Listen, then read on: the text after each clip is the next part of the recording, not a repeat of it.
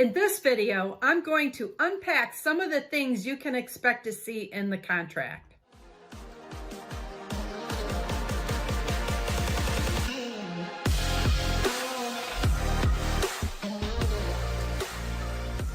Hi, I'm Janice Allen with Jakeway Realtors in Southwest Michigan in the greater Kalamazoo area, and I am your local real estate advisor.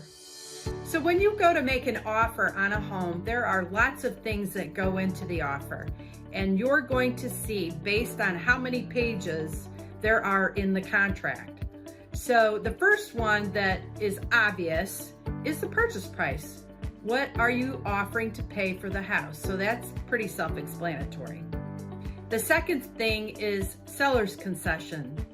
So some buyers will ask the seller to pay for some of their closing costs. So depending on your discussion with your lender when you received your pre-approval, you may want to try and get as much closing cost assistance as possible. Asking for a seller's concession, however, will change how much the seller makes and what they walk away with. So basically, you have the purchase price, then you have how much money are we going to ask the seller for in the seller's concession, and then what's left is what they would net.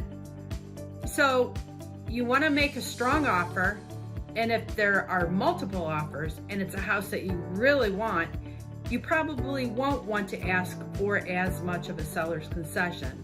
So if it's a house that's been on the market for a while, or if it's a little overpriced, maybe not as competitive, you can try and get more of a seller's concession to keep your cash out of pocket low. So purchase price, seller's concession.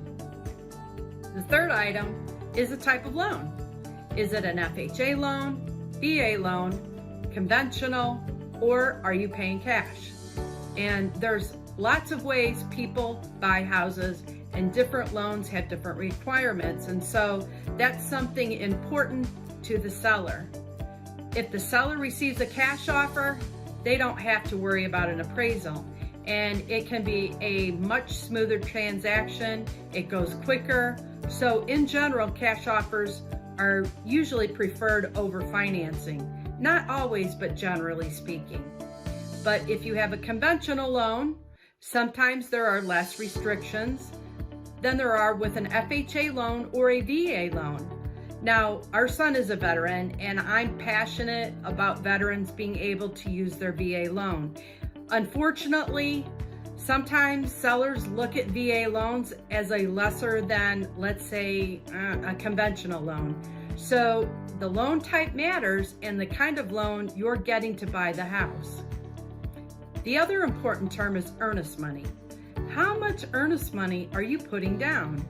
Earnest money is a way to show the seller how serious of a buyer you are, right? So if you're going to buy like a $300,000 house, but you're only willing to give $500 in earnest money, the seller might look at that and go, wait a minute, you're willing to pay $300,000 for my house, but only $500, to go into contract with me. So we usually recommend 1% of the purchase price in earnest money. If you were buying a $300,000 house, we'd recommend $3,000 in earnest money. On the other hand, if you want to try and stand out, you could write a larger check for earnest money and say, hey, I'm willing to put up $6,000 in earnest money because that's how serious I am about buying this house. So earnest money is another term we look at on the contract to try and make our offer stronger. The other term is the down payment. So how much money are you putting down on the house? This can be a term sellers look at because it shows your strength as a buyer. And again, I go back to VA loans. VA loans, they are amazing, and I love helping our buyers use VA loans. But unfortunately, we've run into it where conventional loans, where someone is putting down 20%, gets favored over a VA loan where 0% is required to be put down. And so your down payment, again, can sometimes show your strength as a buyer. So a higher down payment, it looks like a better offer to the seller. And the other thing is the closing date and possession date.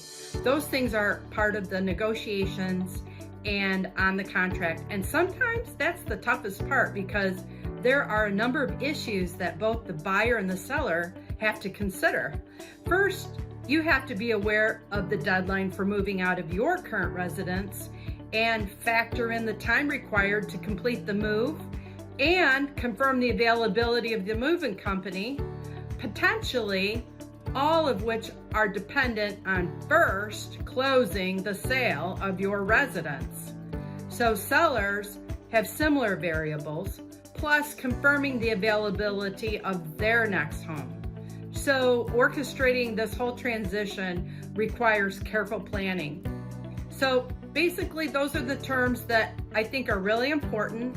There's a lot of other terms and boxes to fill in, which I go over and answer any questions that you have, but those are the most important ones. So if you have any questions, feel free to get in touch, 269-303-3577. Thanks, and I'll see you again.